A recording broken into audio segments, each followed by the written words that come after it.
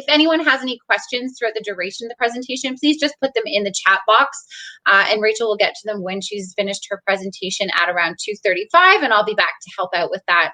So I'm just going to do a brief intro for Rachel while she gets set up. Are you okay, Rachel? Just with the slides and stuff? All good. Yeah, okay, perfect. So Rachel Despres is a career coach for rebels who specializes in helping people to break free of their cubicles and create unconventional careers that truly fit with who they are. I've had the pleasure of hearing this presentation. It's inspirational. It's awesome. And if you're looking for, you need career coaching or you need someone to assist you with your search, Rachel's super inspirational and one of our, top coaches that constantly gives amazing advice. So really recommend it. Hopefully, Rachel, you can put some information about yourself in the chat when you're finished your presentation. But thank you so much for being here. We really appreciate it. And I'll be back towards the end to answer any questions and help out with that. Sounds great. Thank you, Rachel, so much for the introduction. All right. Well, I'm just going to hit full screen on my presentation, and then we'll get this party started.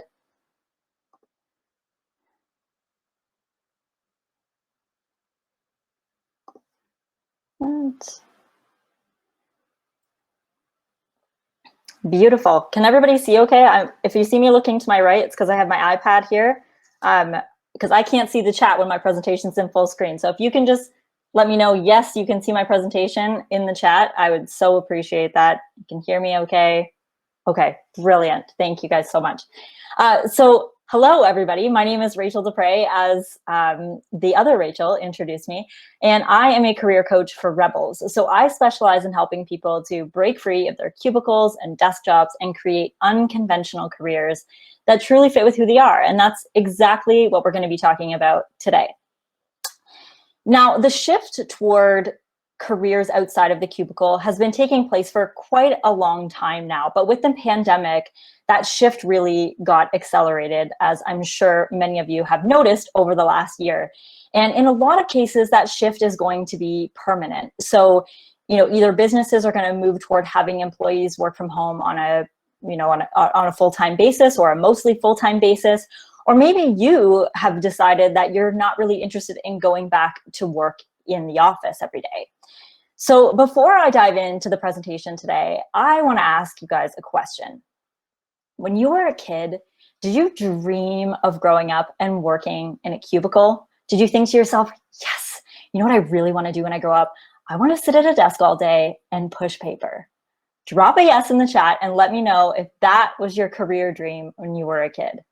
Grow up and you'd sit in an office all day, every day. Nope, getting a lot of nopes in the chat. Jasmine says, I wanted to be a sports star. I love that. So I'm not surprised. No yeses in the chat to wanting to work in an office all day, every day. And to be fair, when you were a little kid, I'm sure your grown-up career dreams were probably way bigger than working in an office for 40+ hours a week, and probably a lot more exciting too. So why is it then that so many of us end up working in cubicles? Well, I think it's because we're not told that there are other options beyond that. And you see other people doing unconventional things out in the world, right? You see sports stars, like Jasmine said, other athletes, astronauts, musicians, things like that. But those career paths are often painted as being rare and for a special few type of people in the world. So for the rest of us, the safe route is to get a desk job. But the thing is that working in a cubicle or at a desk is not for everyone. It doesn't fit with everyone's personal needs or their lifestyle or their career aspirations. And if a desk job isn't for you, and if you're joining me for this session, then maybe you've got a little bit of an inkling that it's not the right fit for you, then maybe, you could be feeling like a little bit like maybe there's something wrong with you for not being satisfied with a normal job. Or because you don't know of any other options that exist out there, maybe you're feeling kind of stuck. And you might be thinking, how does she know this? Well, it's because I was once in the very same situation that you could be right now, in that I was working in corporate in a cubicle all day, every day, and I couldn't stand it, but I escaped and I created my own career. And now I help other people do the same thing every day. And today we're going to talk about One, the fact that there is nothing wrong with you if a normal 9-to-5 office job doesn't fit with you. It just means you're meant to do something different. And if you're feeling stuck, well, today's presentation, we're going to help getting you unstuck, because we're going to talk about options that exist for you beyond the cubicle, and you do have some. How to know which career path might be the best fit for you, which of those unconventional career path types might be a good fit for you, and also what some of the benefits are to pursuing an unconventional career. Now, when I say that term, unconventional career, what comes to mind for you? Let me know in the chat what you think of when I say unconventional career path. Waiting on pins and needles for your comments. Please drop them. I would love to know what you think when I say unconventional career. What comes to mind for you? Don't be shy. Well, Lukey says, not 9-to-5. Shiveta says, without thinking of risk. Interesting. Well, the thing is that there is no one definition of an unconventional career path, because that word unconventional, it means different things to everybody. So there isn't one size fits all version of what an unconventional career path looks like. But I've noticed, however, through my time as being a career coach that specializes in helping people with unconventional career paths, that most of these unconventional careers tend to fall into one of 3 main categories. And that's exactly what we're going to talk about today. So let's just dive right in. So category number 1 is self-employment. So this is when you're working for yourself, whether it's on a full-time or a part-time basis. And when I say part-time basis, what I'm really talking about is the side hustle or the side gig. And starting a side hustle or a side gig is often where people sort of foray into self-employment, and then eventually over time maybe grow it into a full-time business, and then they can leave their 9-to-5 day job. And if you're thinking about wanting to move away from working for somebody else, then starting a side gig is one of the easiest ways to start moving in that direction. And the great part about it is that you can do it at your own pace. You can grow as slowly and as gradually as feels good for you. And I wanted to point out something really important around self-employment. Self-employment, as I'm sure you've probably understood, our society does an excellent job of painting self-employment as being very risky. Just to tie in with Shiveta's point there, that self-employment is often considered to be really risky. But something that we often forget is that every single business that exists in the world exists because at some point, some one person started that business.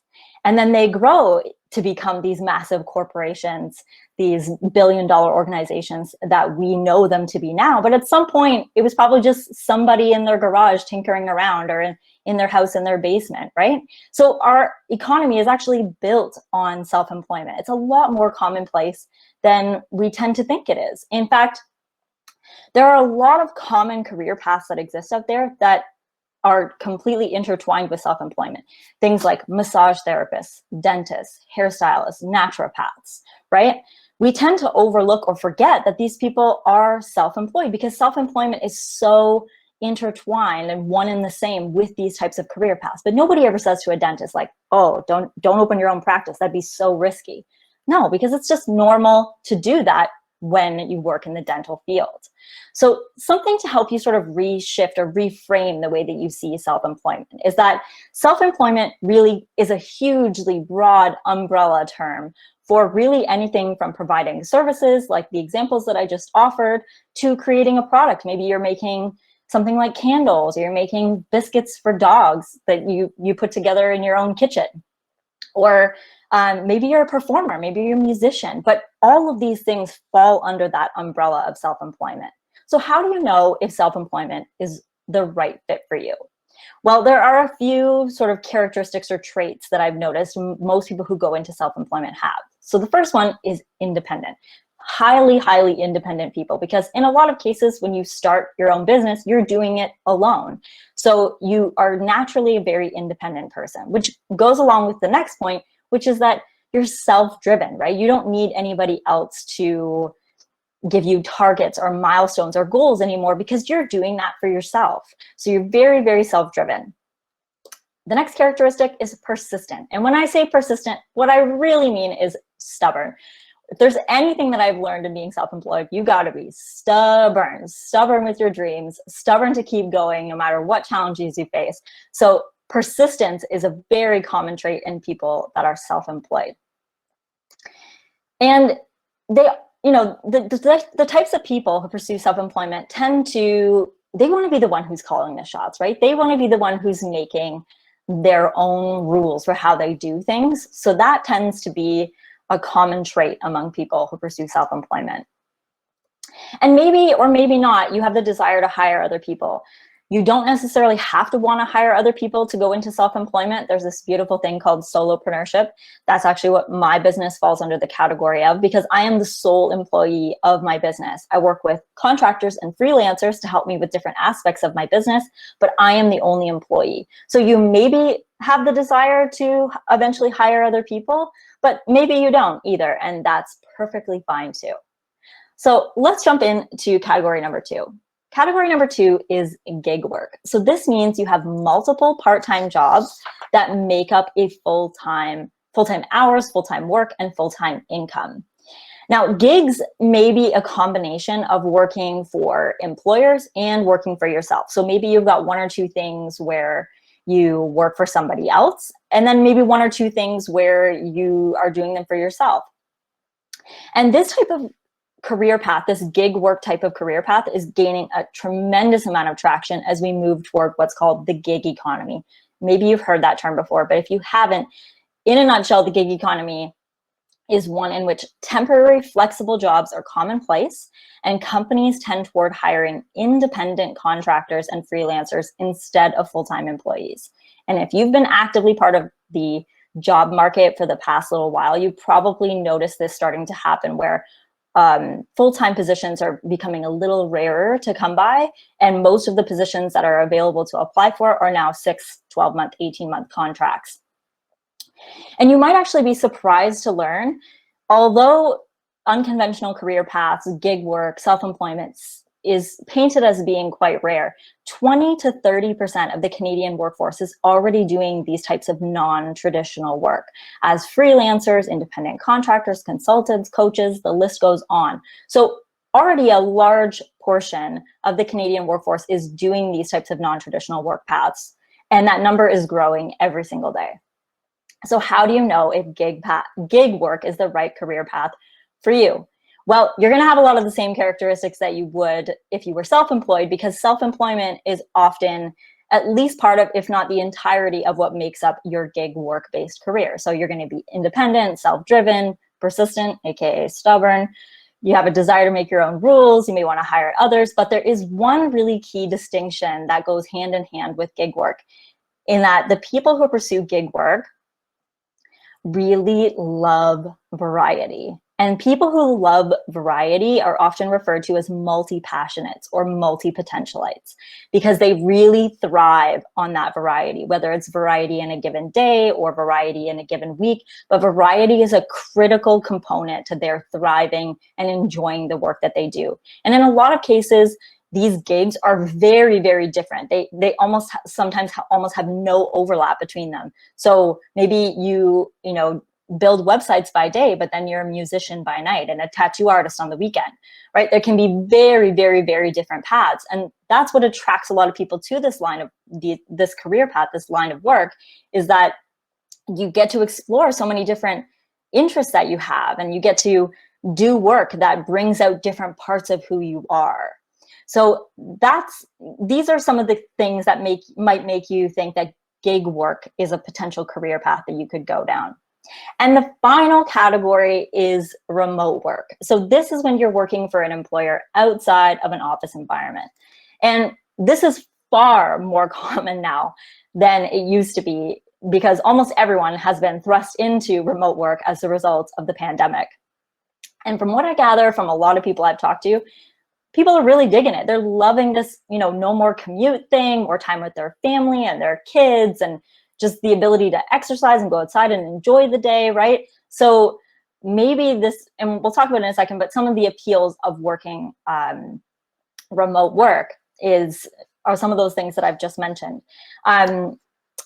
So in a lot of cases, remote work is doing a conventional sort of desk job, typical thing you would do it in a cubicle, but you have the freedom to choose where you want to do it from. And now I know right now we don't have a whole lot of freedom to choose where we want to do it from, but pre-pandemic and post-pandemic, there'll be a lot more freedom to choose. If you do want to continue working exclusively from a home office, or like maybe some days you want to take your laptop and go work at your favorite coffee shop, or maybe you want to travel the world while you're doing that job. And remote work really offers the option to choose where you want to do it. And for a lot of people, that traveling the world appeal really, really draws them into this line of work.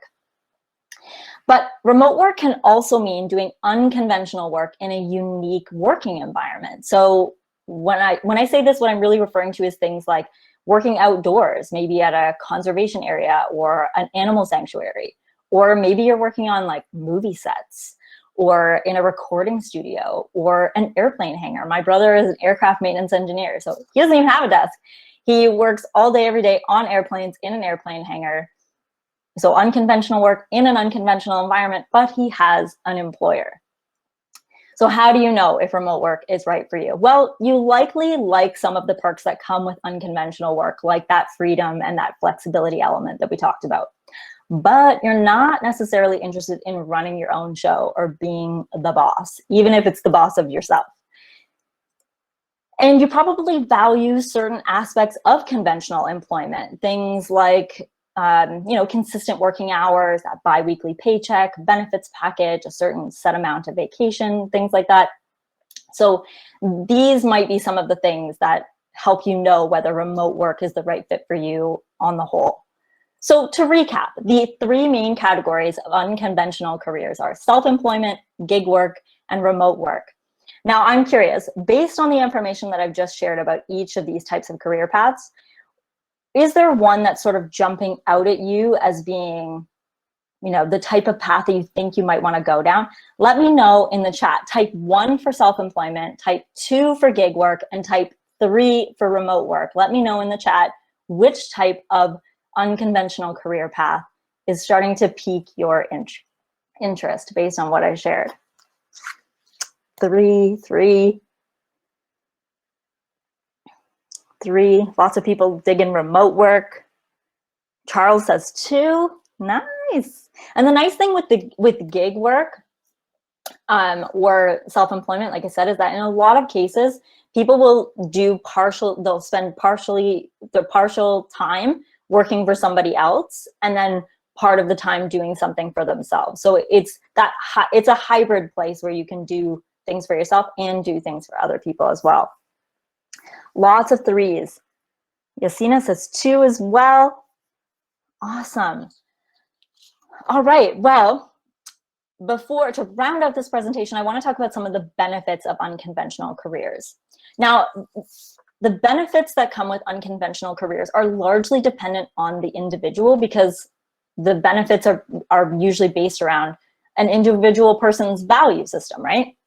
What they love about a career path is going to be based on their values. But that said, there are some benefits that kind of cross all of that. And for most people, these are the things that draw them into doing unconventional work. So far and away, the number one thing I hear is freedom. So this is freedom from routine, freedom to choose where you want to work from. And hand in hand with that always comes flexibility. So this is the flexibility to build your own schedule, to work on what you want to work on, the projects that you want to work on, and also when you want to work on them.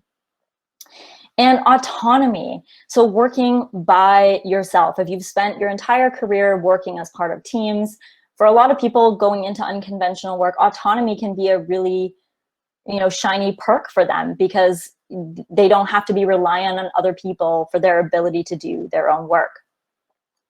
And we talked about this earlier, but being able to pursue multiple interests, you're no longer boxed in by a rigid job description anymore, especially if you've pursued self-employment or gig work. So you're able to follow your curiosity and do things that you enjoy and have lots of variety in the work that you do day in and day out. And the last point is wearing many hats. If you are someone who likes to try and you love learning a whole bunch of things, and you want to be doing that on pretty much a constant basis, constantly learning, constantly implementing new things, then unconventional work might be the right way for you to go in your career. So that's the lowdown on unconventional careers. I've crammed a whole bunch of information into a short period of time.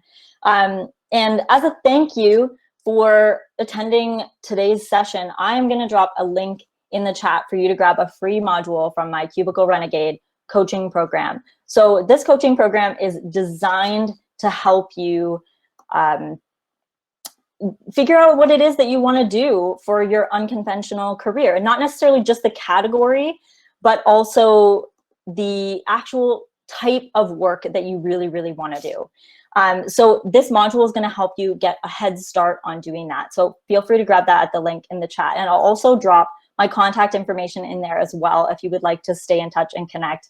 And I know it's 2:37 and I've gone over time. So if you want to jet off to another session, I completely understand.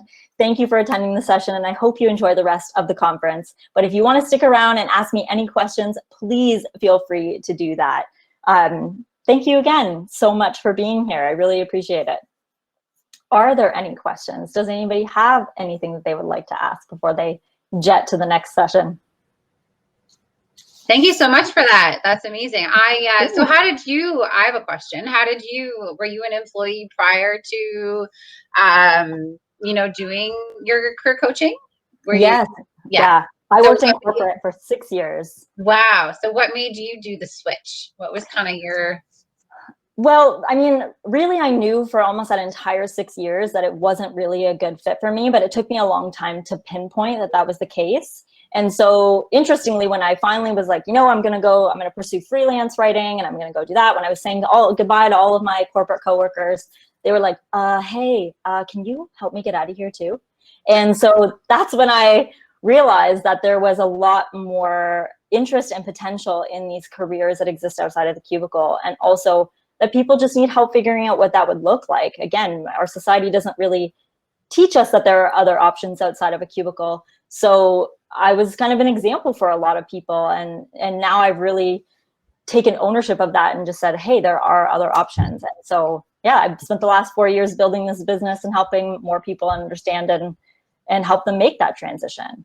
Oh, that's amazing. That's fantastic. When you find something you love, I think that's when it clicks, right? And you're like, I can do this. Like, I got to have a lot of faith in yourself. But yes, you do. Yeah. Well, thank you so much. You've got your contact information there. That's amazing. Thanks for sharing this module too. I'll have to check it out myself. So thank you very much. Yeah, our next session is starting now. I think we have Lukey. If I try to do this last name, it's not going to work out well for me. So I'm just going to say Lukey, who's the Chief Career Catalyst. He's going to talk about leveling up your job hunt. So thanks so much. Definitely check out Rachel's, information, her website. She's amazing. Always a pleasure to have you here. So thanks so much for being here. Thanks so much for having me. Thanks.